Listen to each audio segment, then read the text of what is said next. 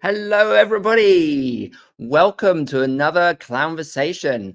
I am your host, Barnaby King from Clown Spirit, and today I'm going to be talking to Scot Nery. So stay tuned. It's just a conversation with a fellow clown. It's not very serious, we're clowning around. It's really just a clownversation.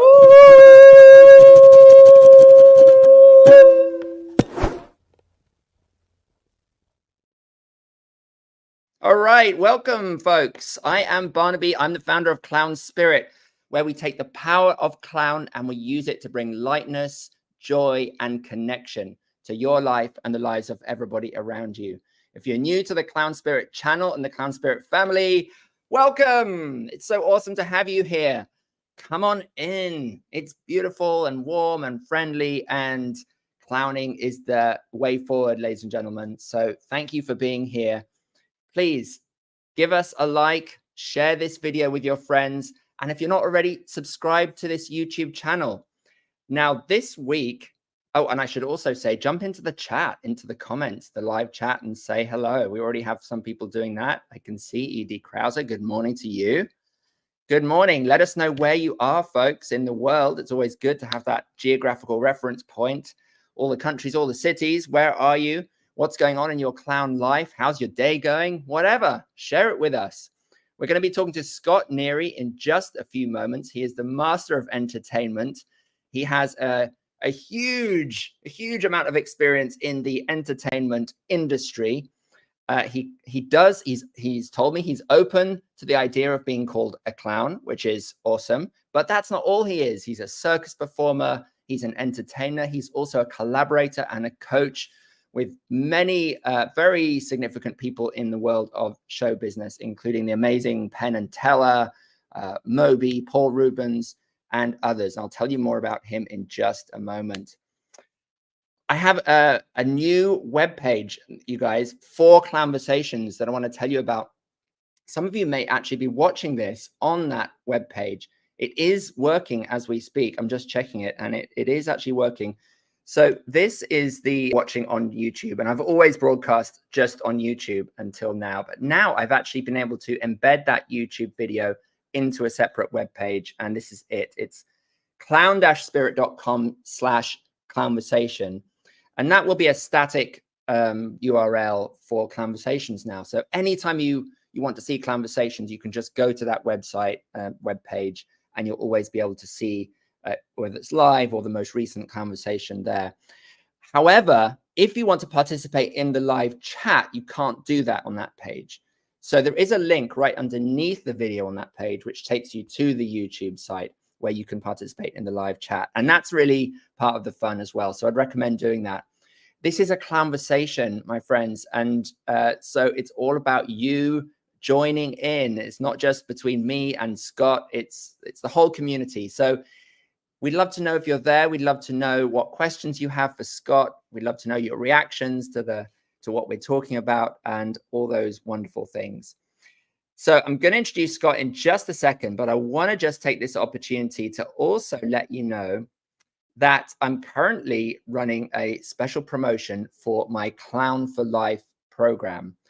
And if you join in the next 3 days, you will get a free red nose. These red noses are not just any red noses. They are from the Red Nose Factory.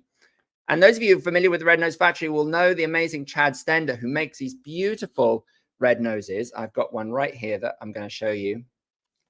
Here it is. It comes in this beautiful little white box. So cute. And there inside, wrapped up in a little foam package, is the red nose. And it's kind of a freestanding, if that's the right expression, freestanding nose. You don't need string. You don't need glue. It has these little nose clips that just kind of hang on to your nostrils, and it just stays there. And there's all these different classic, this is the classic style, but there's all these different styles, shapes, and sizes that you can get. If you join Clown for Life in the next 3 days, I have 5 of these left to give to the next lucky 5 people who join Clown for Life. Very briefly, Clown for Life is weekly coaching. You get these wonderful masterclasses called ClownX masterclasses once a month. We have a monthly clown class. You get access to my clown library. You get discounts on Clown Spirit merchandise and access to all the Clown Spirit courses. It's a pretty cool deal, folks. And it only costs $59 US dollars per month to join, and even cheaper if you go for one of the annual deals. So you can see the website right here.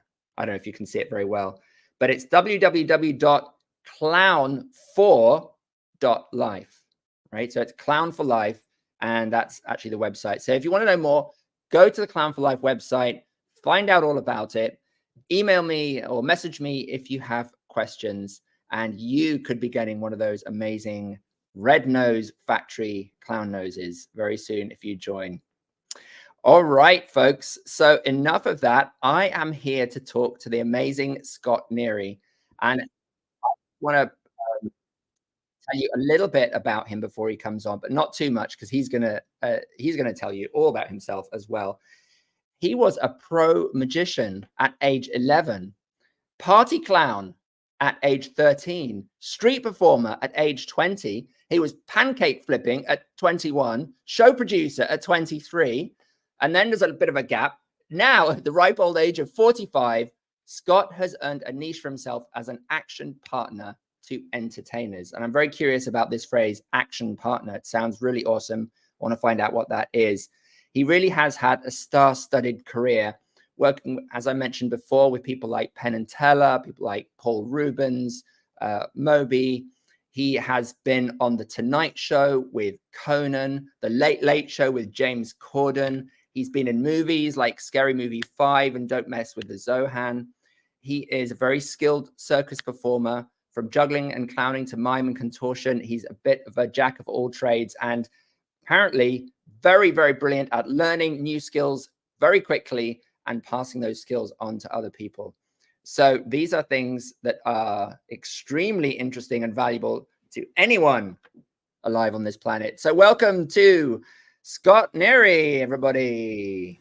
Hello. Hey, Scott. Yes. Woo, woo, woo, woo, woo. Pump it. Okay. Yeah, we're partying. Thanks for having me, Barnaby.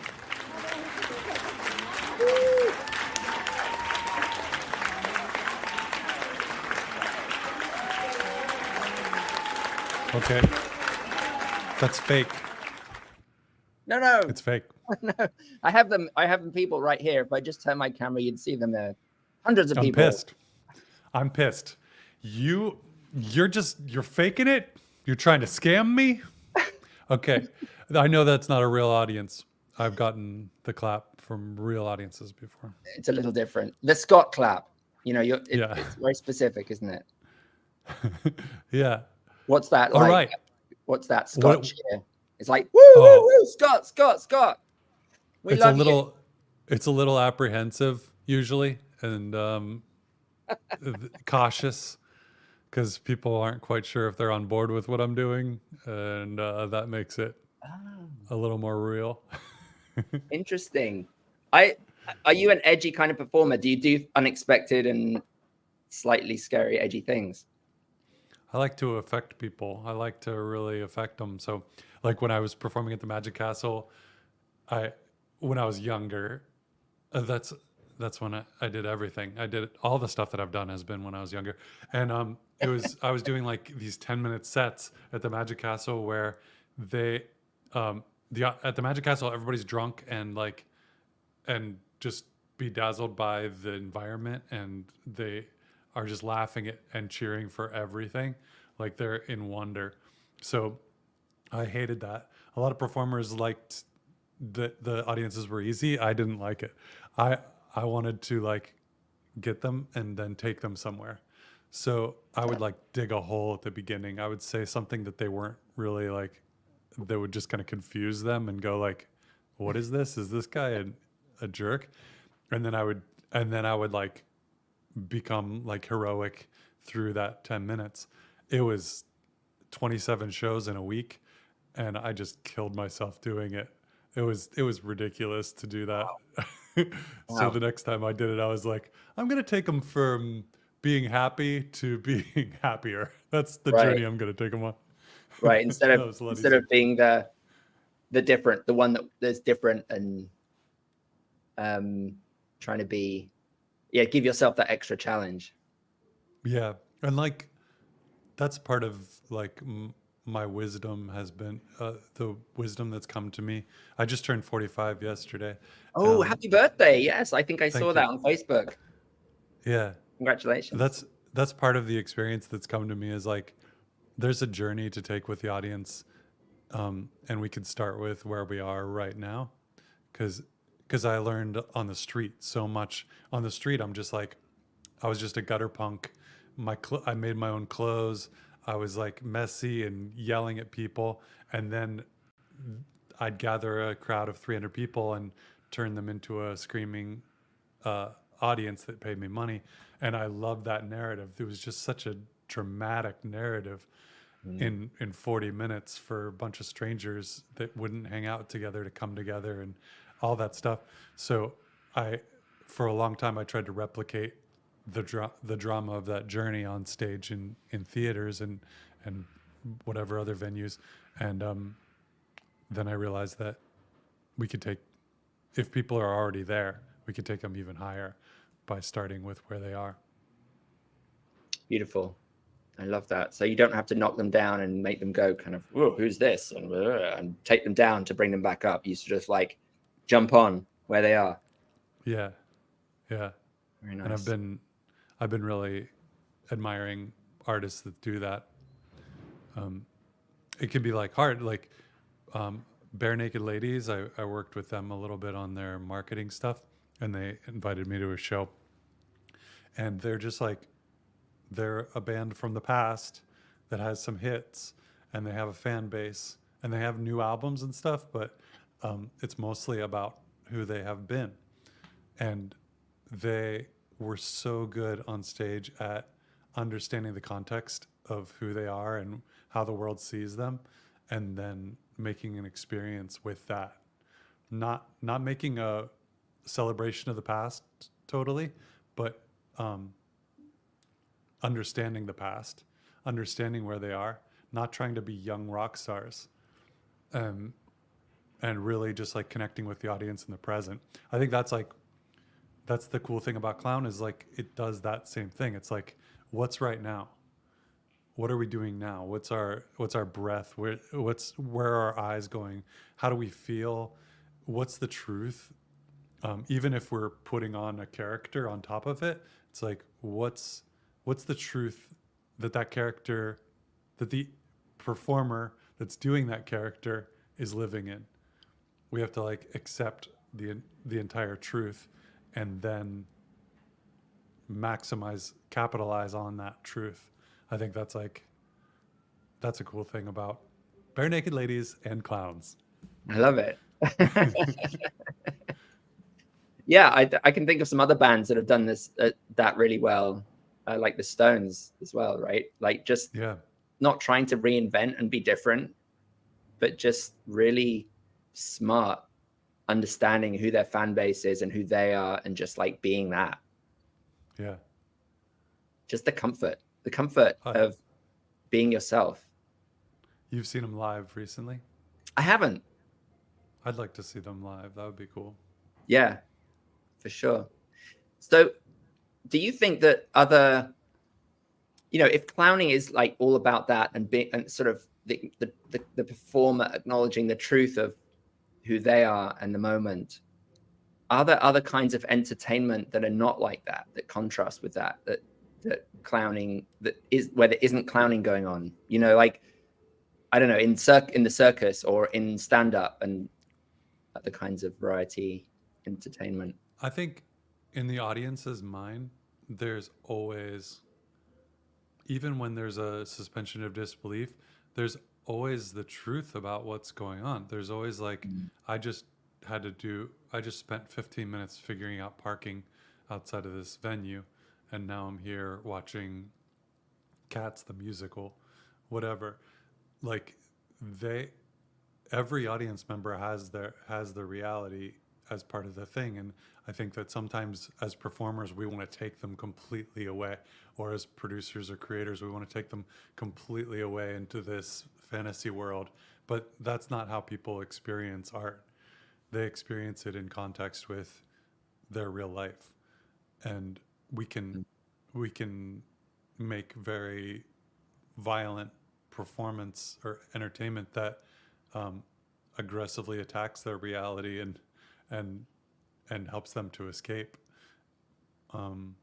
What about performance that really, I want to say manipulates, but like, are you a fan of musicals? Do you like musicals? Yeah. So, you know, I've always kind of avoided musicals in a way, but loved them at the same time. And I went to see Matilda last weekend with my kids, and I was crying. I was like literally in tears, and that doesn't happen very often to me in shows. But there's something about the music, the emotional quality of music connected to an emotion, and the world that was being created, that just kept making me want to cry, and actually crying there, and I was like blubbing in the audience, and I felt like, I don't know, is this the goal? Am I being manipulated here? Where's this emotion coming from? Yeah. I really like musicals. I like it's like a playtime. It's like, this is nonsense. This is complete nonsense. Right. And there are other performers that I really like that do that, where you just like, it's especially, I love when a kid's performer is just like going full on an adult audience. It's the best. Like, I'm gonna do this, and you say wow, and the audience says wow, and they all play along. And like, Amazing Jonathan was really great at that kind of thing too. He would just like do these things that people would think like dad jokes or whatever, that people would usually be this it would be like reviling to most people, most adults usually, but because he just like owned it, it was like so fun. And I love how musicals are just, people are singing to each other really close, face to face, in Right. order to convey their emotions. Yeah. Like, it's very ridiculous, and I think that gets us into a place where we can explore different sides of ourselves by being in that sandbox. So let's come back to you a little bit, Scott, because you had this amazing sort of childhood, and I sort of read off some of those things at the beginning, that you were a magician, pro magician, age 11, and party clown at 13. How did all this happen? How did you get into being a magician and then being a clown? I think that like I didn't I see it in my son. My son is 3.5, and he's we took him to a gymnastics class, and they were like, everybody come and sit in the circle. And he just walked away, climbed up on some stuff that was fun, jumped off of it. And I was like, yeah, dude, you're right. Let's go. And I just took him out. We went to a playground and had some fun. Cause like, I kind of just like, it wasn't that I was, I don't know. I think it was just that I was, it didn't make sense to me. A lot of the things that were normal didn't make sense to me. I felt like I was kind of rejected by people because I didn't like the things that they told me I was supposed to like. And the rule, like, I'm very I have a puzzling mind. So when people would give me rules and stuff to follow, I had to and if they could justify the rules, then I was like totally pumped about rules. If they couldn't justify the rules, if they just told me that's the way it is, whatever, I'd be like, no, I'm not really into that. It doesn't make sense. So I got into, my dad was like, my mom was a teacher, and both my parents were really into like the path to college and getting a job as an engineer or whatever. And then my my dad was a sports coach, so um, I was like just kind of I just felt pushed away from both of those things, and I was like failing English class, but at the same time reading magic books like all day long.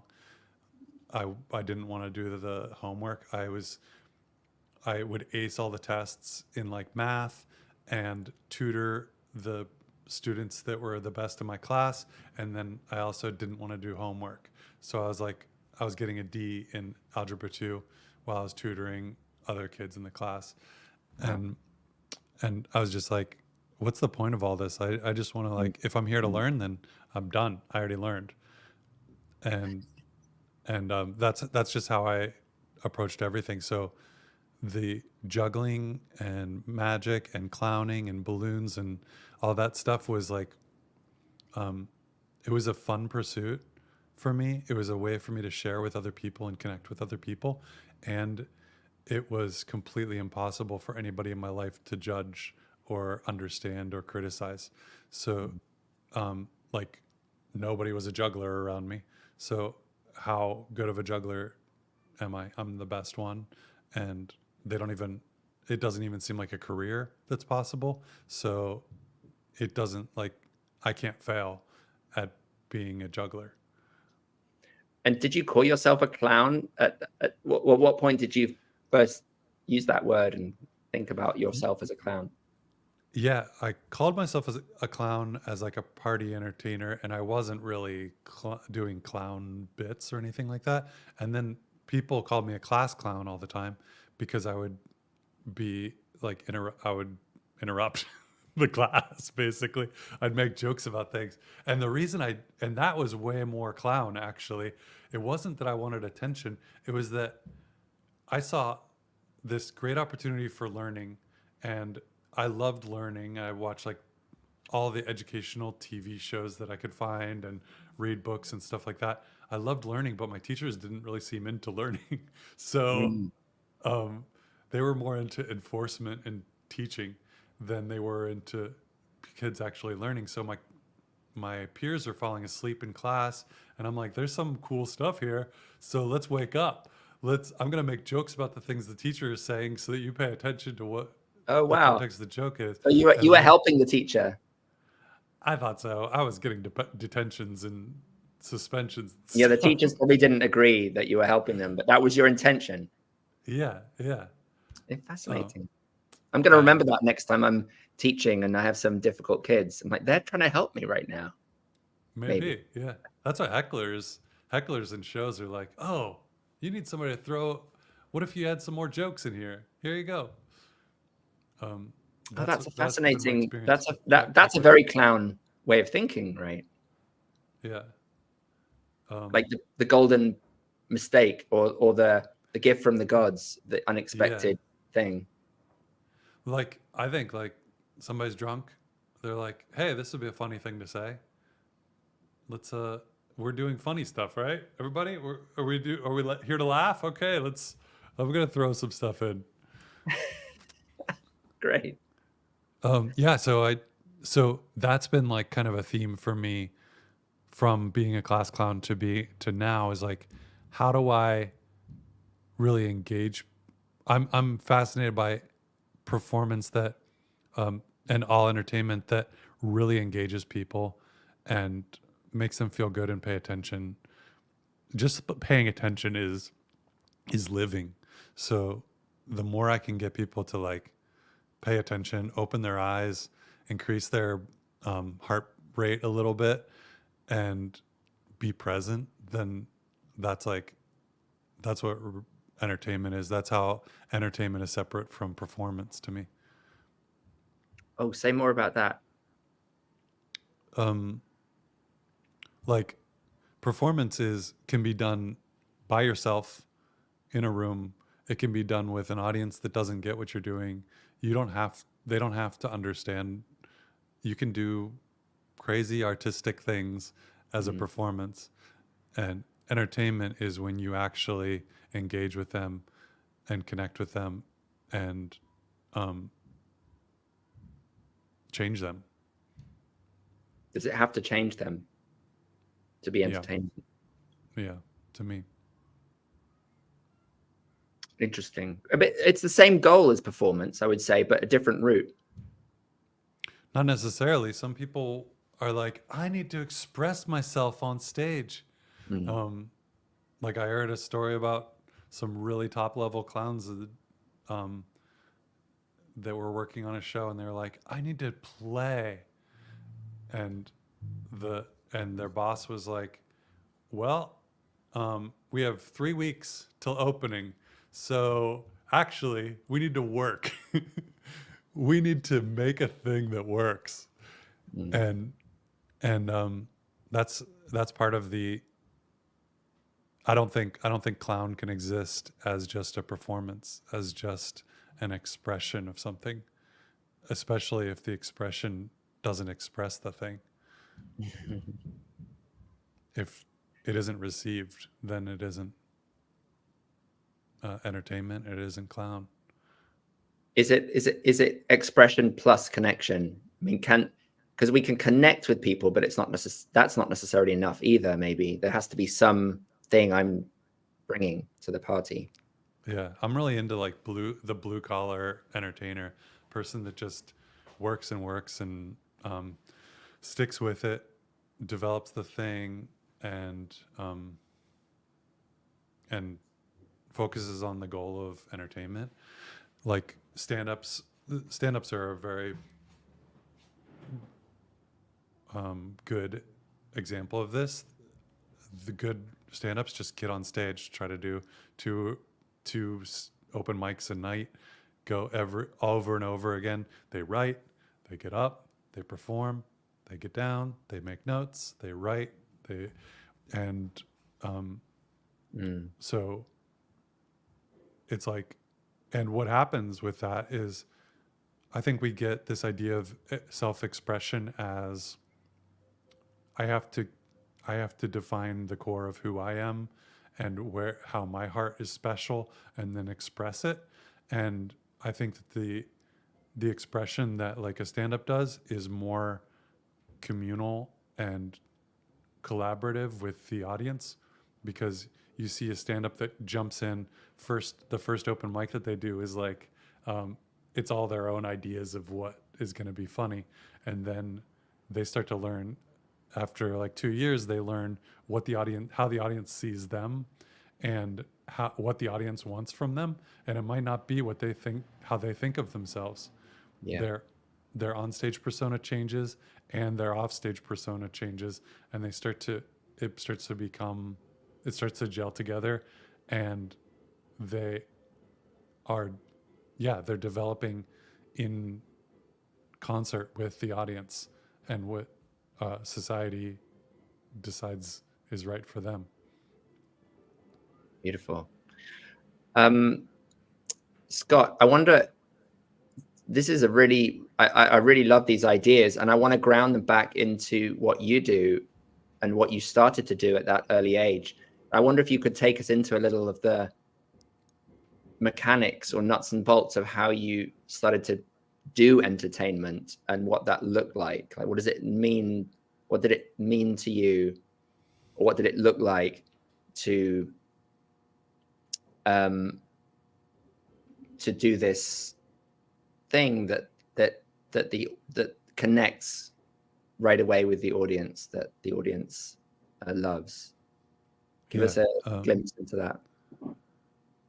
It started off with, I don't know where I was when I started, because it was, I know that when we went to Disney World when I was 7 years old, all I wanted to do was go to the magic shop. I heard there was a magic shop there. I'd never been to a magic shop, and I wanted to go. And I went, and we got like a magic kit for me, and it was just amazing. I didn't care about Mickey Mouse or anything. I just really wanted that thing.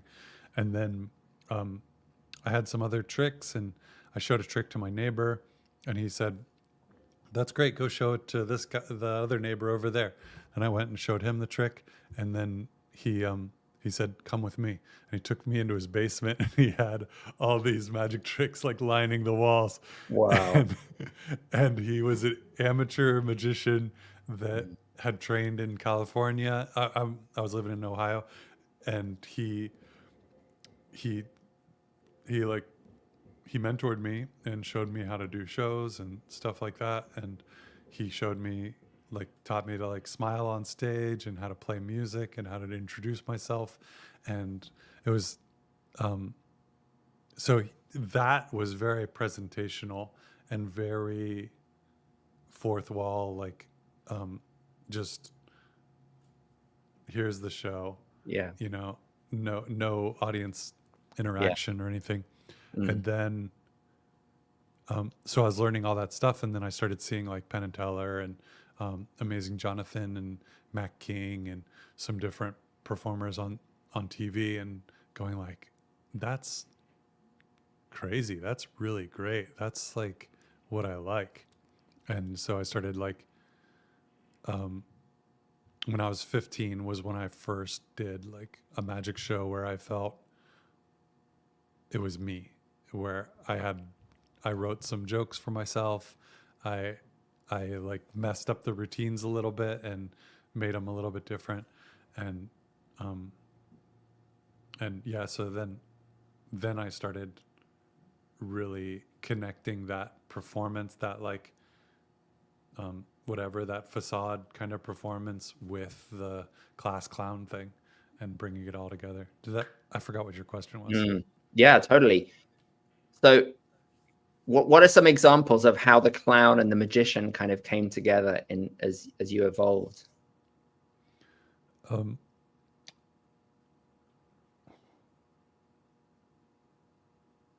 I I guess like one thing I did was I performed a magic act for my church, and my church was very very strict and stuff. And I performed this trick that I kind of made up, where I got wrapped in a blanket and tied to a chair, and then my friends poured gasoline on me. And then as they're about to light me on fire, I run in from the back of the room and like, hey, I'm here, I'm over here. And, and I did it to Come On Baby Light My Fire, Ah! which was like pretty much a sinful song. And and yeah, and I was doing like, yeah. So that like really affected people. They were like clapping for all kinds of terrible stuff at the beginning of the show, and they were clapping before I did the trick, just like supportive and stuff. Right. And then that final trick just kind of left them like, what? And I that wasn't my intention, but I was like, oh, this is like, this is not just like a fun 15 minutes. This is something can happen here. And that Mm. was like, that was a moment of really seeing that I could affect people. And then when I hit the streets in the year 2000, sorry, I was doing like 5 or 6 shows a day, and that's when I started really like, I was dealing with, it was super hot. It was the summer in New Orleans, and I was surrounded by crackheads. Most of the performers had gone away for the summer, and I'm dealing with like a loud jazz band and all these different things. So then I started becoming like very present in what was happening and adjusting to things, and Mm. and people walking through the show, and starting to really engage with my surroundings and make it very present. And my early street performing started out with a format for the show, and then as it just kind of got obliterated, and I had to start adjusting. And then I started adjusting too much and doing like completely different shows every single time. And that's how I learned to kind of pick my battles in improvisation. Yeah. Like, start to go, okay, I have this plan, and the plan is good, and I'm only going to improvise if I have a better idea at that Interesting. moment. it was interesting what, connect that back to what you said earlier about the sort of blue collar entertainer. And people that I've had on this show who have a similar kind of background, I'm always fascinated by, who I guess I'm speaking of people who never really had formal training so much or went to workshops, but just hit the street, as you say, and spent years just doing a street show, and kind of just like that training that gives you by necessity, right? Of just being there and getting used to being with an audience for hours and hours and hours and hours, and sort of adapting to these unpredictable environments, and also just learning what, how to work an audience, but also what an audience loves about you. And it's sort of a real contrast to what seems to be the dominant mode of learning today in this kind of clown world, which is to take workshops. Yeah. Well, I think I was doing 5 or 6 shows a day. So that's like a ton of experience. That's hours and hours and hours of training compared to taking a workshop just in a matter of the time. The duration is like insane. The amount of learning I could do, and I was doing sometimes 5 days a week doing shows. That's tons of stage time and tons of experience. And I think the best clown classes are ones where you get a little bit of a stage feel from them. There's some clown classes where you're like bossed around and the teacher is very involved and you don't really get to experiment and be critiqued.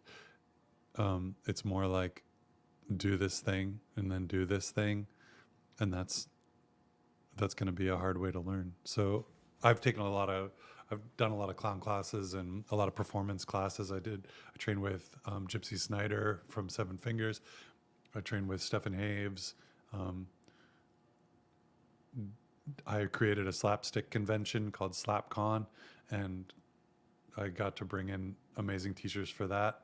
And Carl Bowman, a bunch of different performers and teachers and mentors throughout the time. So I have a combination of that street and formal training.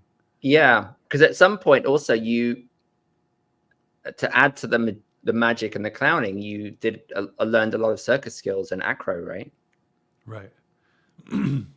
Was that just sort of taught yourself, or did you get trained in that stuff? I went to the San Francisco School of Circus Arts and took Chinese acrobatics. And when I did it, I took like every class I could at the same time. Most people just took one class for 3 months or whatever. I just piled up and did all the classes at once. And that was really cool to learn to do flips and handstands and all that stuff. And I like to learn skills. So I learned skills and marketing and acrobatics and juggling, all kinds of skills. It's really fun for me. Yeah, you're super multi-skilled, and it's interesting. So I'm curious about then I'm imagining that came a point in your life when you maybe thought, oh, I don't want to be a street performer all my life. Like that's not enough, or something like that. And you started to think about, how can I put these skills to work in different ways? And then that sort of evolved into what you're doing today. Can you talk us a little bit through that process? You're nodding. Yeah, Frank Olivier was one of my mentors. He's an amazing, engaging juggler. And he said to go out on the street because it was a good school, because it's like toughest audiences and you get to do a bunch of shows. And so I did that. So the street performing wasn't meant to be my career. It was meant to be a training ground for me. And I fell in love with it.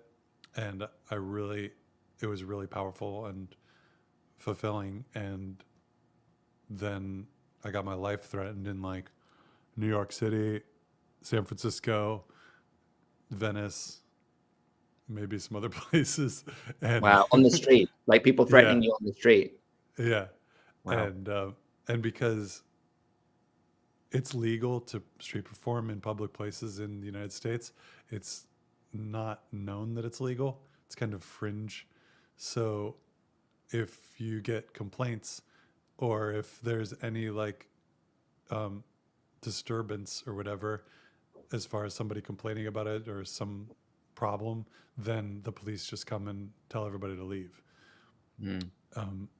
And so it's kind of like prison or something. Like if somebody threatens your life, you don't tell on them.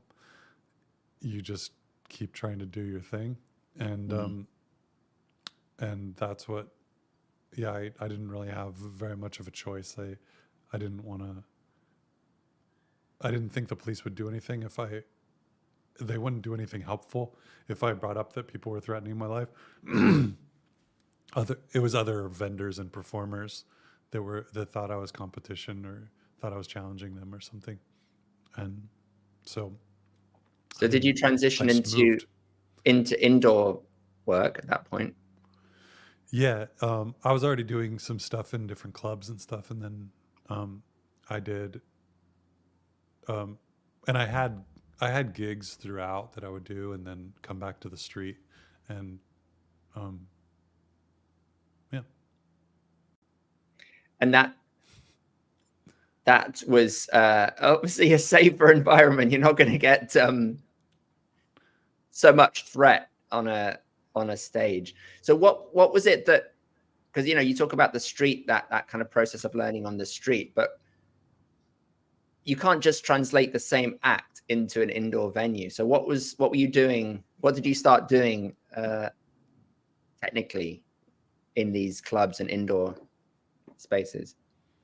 Well, like a really interesting thing is that in a circus ring or in a street show, you're surrounded by the audience. So I can look at a person and point to them, and the whole audience can see them, and I can like interact with them. And if and on the street, it's kind of like, oh, there's a carriage horse taking a dump right there. Like we can kind of like see these things happening, and they're gifts, like you said, and we're all experiencing that together. In the theater, you're just you're responsible, and the producer is responsible for creating the entire environment and kind of making it a safe environment for the audience to experience the thing. And so that shared organic experience is kind of gone. That because if I can point to one person and everybody can see their face, then I can interact with them. I can be super mean to them, and if they're laughing the whole time, the audience is like loving that avatar. If I'm doing that with a person in the audience in the front row, then people are like, why is he being so mean to that person? Even if they're enjoying it, because they can't see it. Right. So they might be assuming that that person is crying or whatever. Yeah. Unless you bring them up on stage. Yeah. Yeah. Right. And all that stuff changed, and like my acute awareness of the moment needed to be replaced with a better plan than ever before, with clear communication, with understanding the patterns, and like really controlling the environment, controlling the path of entertainment. So the first show that I produced was a cooking show, and I would do every week I would cook a different meal based on a theme.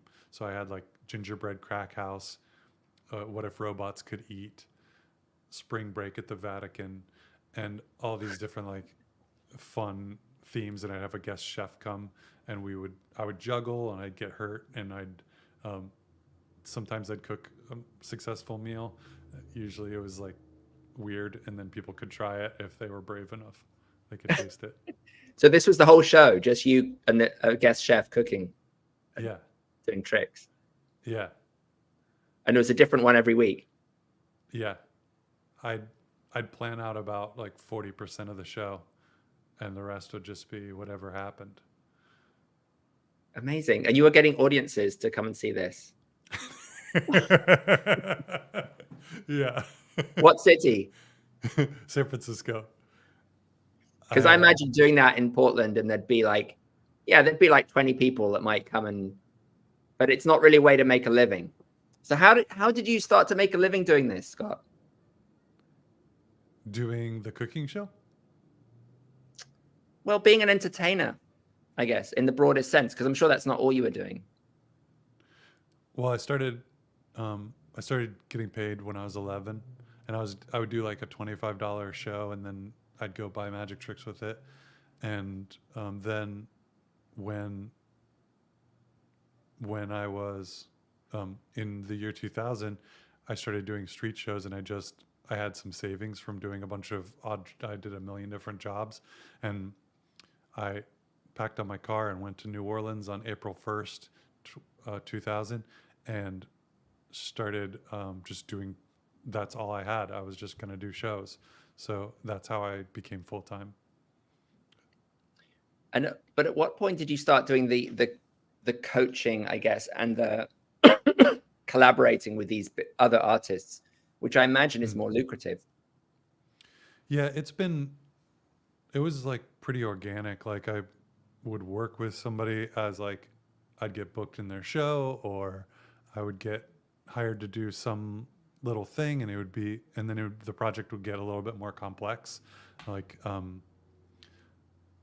I can't think of an example in a transition here. One example was this company wanted me to host their game shows for them for their holiday party, and then I was like, I can just take care of your whole. It was for Zoom because of COVID, and I was like, I don't think your games are going to flow quite right because of the way you have it set up. So I can just redo how your games work, and I can bring in my own costume. I can bring in my own backdrop.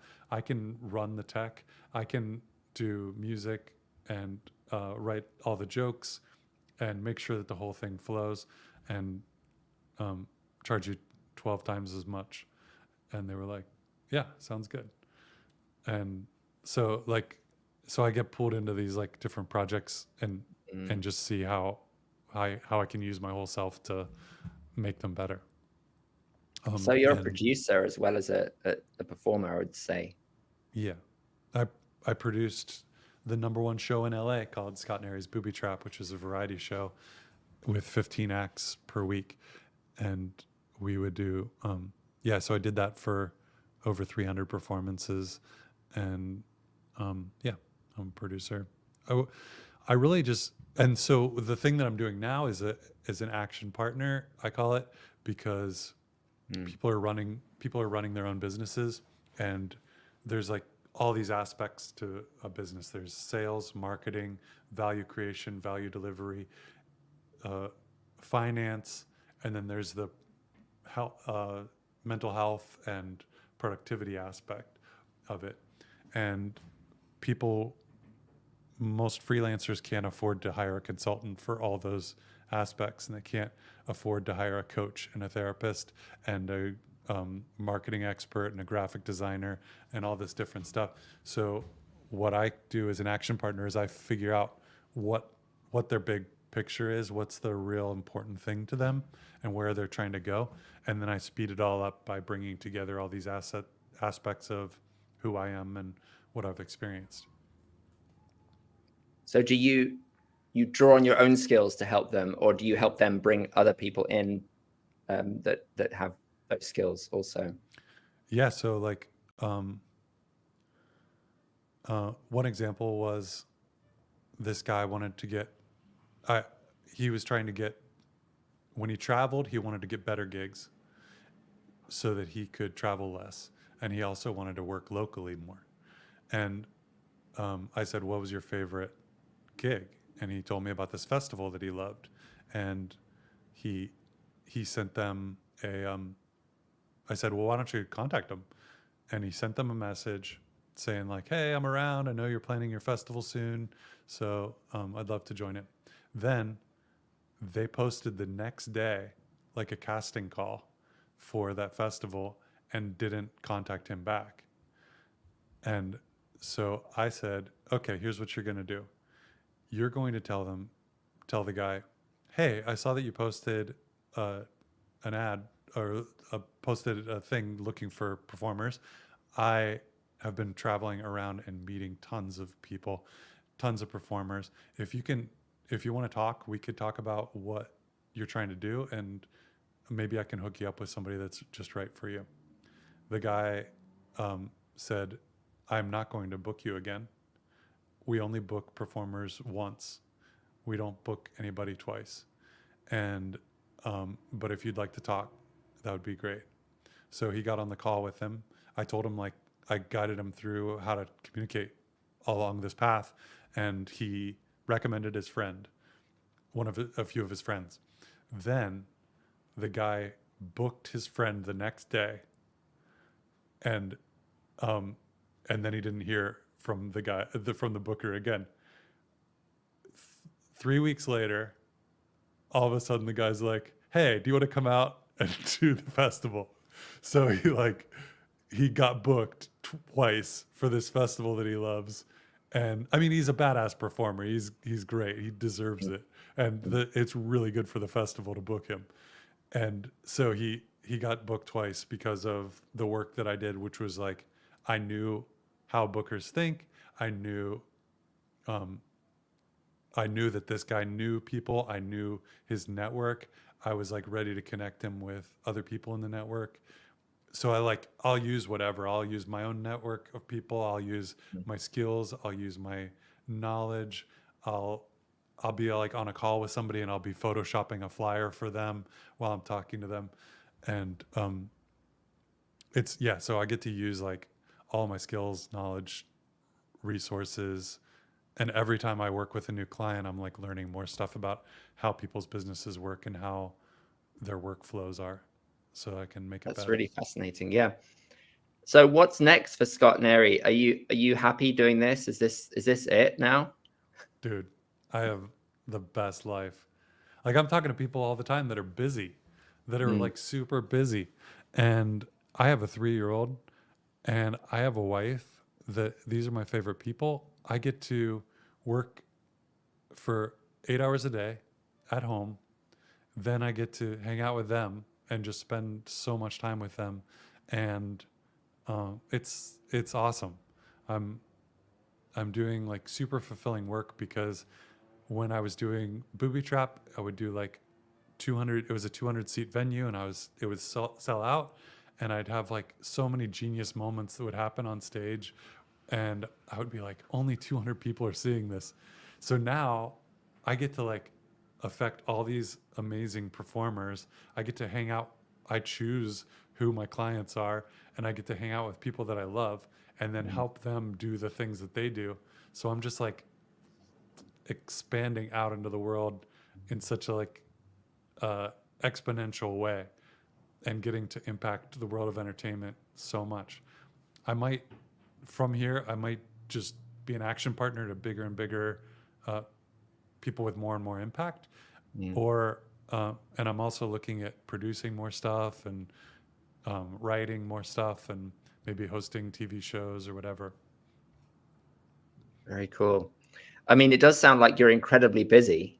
So it's not that you're not busy, but you have your life segmented in a way that works for you.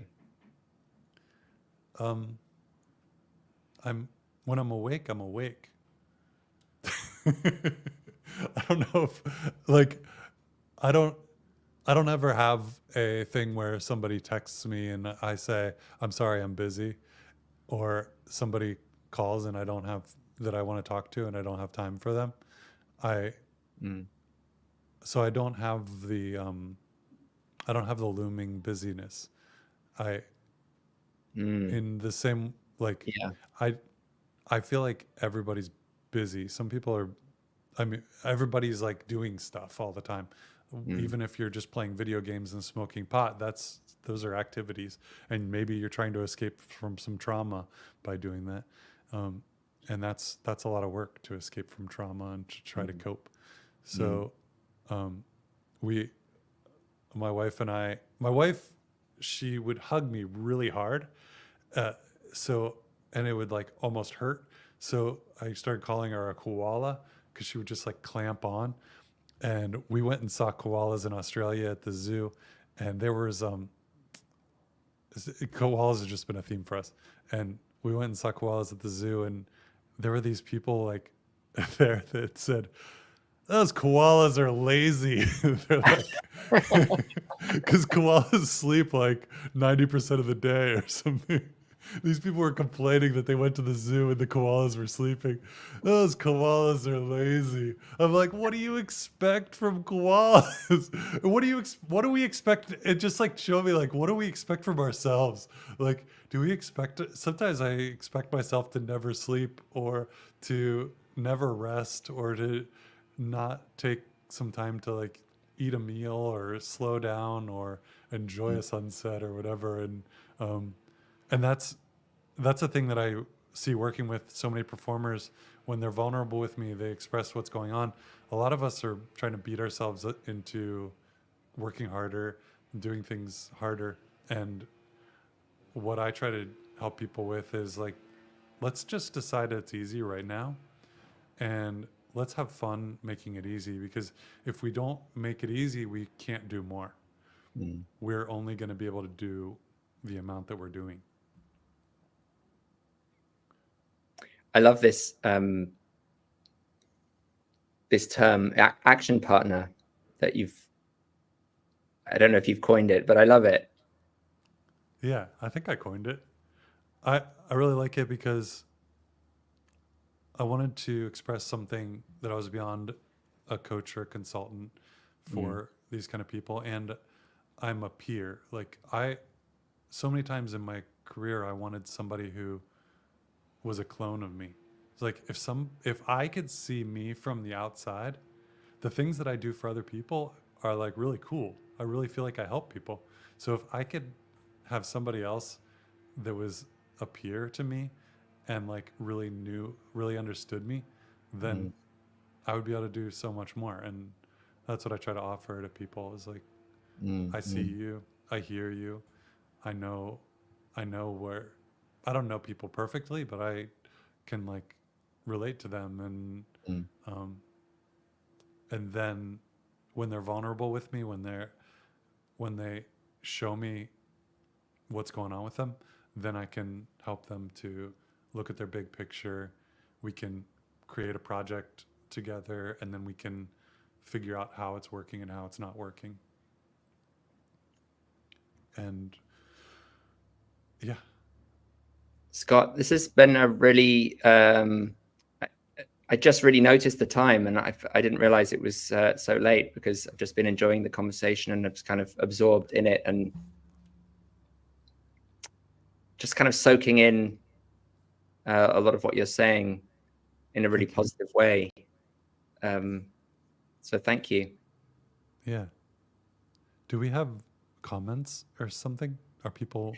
Yeah, people haven't been commenting that much. I think it's because we've just been mesmerized by your words. But let's jump in. We're going to wrap it up now, folks. So if you want to just hit up the chat with any final thoughts or reflections from everything that we've been talking about, then now is the moment. I think actually today, Scott, there's like, for some reason, there's kind of a long delay on the broadcast. So sometimes it takes a while. Okay. I have 15 Brian, more minutes if people want to hang. Cool. We can. Brian, do you know Brian C. James? He says Scot Nery is the best. Thanks, Brian. That's nice. Your biggest fan.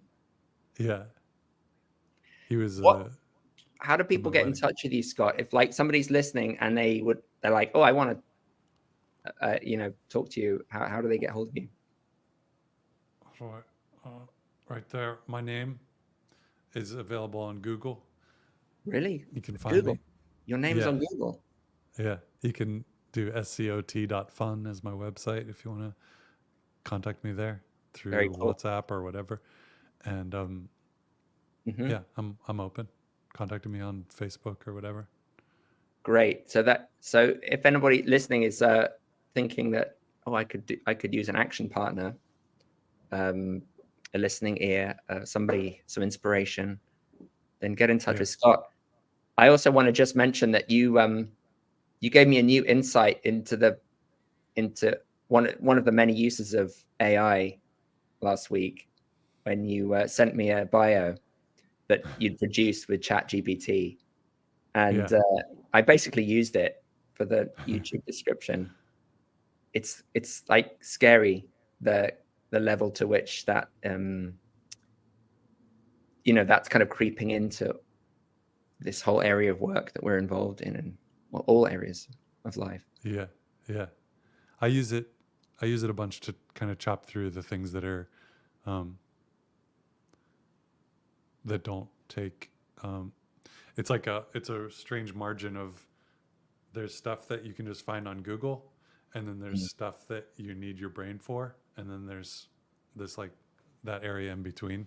So you can say like, give me a recipe that has a low saturated fat, low glycemic index, and it serves 3 people, and it's it'll figure out the portions of the ingredients and everything, and then you could say convert this from empirical system to the metric system, and it'll convert the whole recipe to grams, and it's pretty good for that kind of complex processing. And so the way I wrote my bio is I just dumped in my entire resume, everything I could find. I could just copy and paste stuff from different websites, and then into ChatGPT, and it understands and remembers that in the chat. And then I just said to write a bio. Then I like gave it some feedback on the bio, like make it shorter, make it more value based,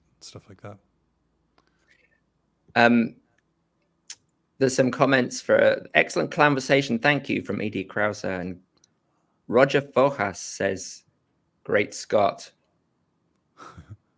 Awesome. Roger's awesome. Roger and Brian both performed in Booby Trap. Brian was my house band for a little bit. It was just the drummer. That's all it was, just him playing drums in between acts. And then Roger does this clown act where he's a hobo, and he takes off his clothes, and he has like all these rubber fish through, like he just keeps pulling out rubber fish from his outfit while he's just disgusting stripping. It's really fun. Excellent. I love it. Tramp burlesque.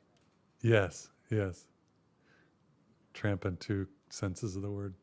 Yes. Very cool. Well, I'm going to say goodbye now, Scott, and wrap up. But stick around, because we can chat a little bit more in a second. Yeah. I just want to say, if you're out there and you're a badass performer, or you really feel like you have something great to share, I'd love to help you out. You can contact me, and if you can't pay me a whole bunch of money, then that's okay. I might have some free suggestions for you to help you move along. Mostly I help people make a lot more money from gigs, and Barnaby's there to help you to understand clown better, and really connect with your heart. So we're here for you. Beautiful. Thanks for that, Scott. Thank you. All right. So everybody say goodbye to Scott. Bye-bye, Scott. Bye. Hey, don't go away. I'll see you in a second. All right. Thanks, everybody, for being here for another Clownversation. Next week, I'm talking to Dan Griffiths, a wonderful clown and producer in the clown world. And that's actually going to be on Thursday next week for various reasons. We had to move it. So it's going to be on Thursday, the 16th. Then the week after that, I think it's Thanksgiving week, but I am going to be doing a Clownversation on the 24th. You will hear all about that on the Facebook group, etc. So thanks again for being here, you guys. Remember the free red noses when you join Clown for Life this week. Have an amazing week. And of course, as always, keep clowning. Bye for now.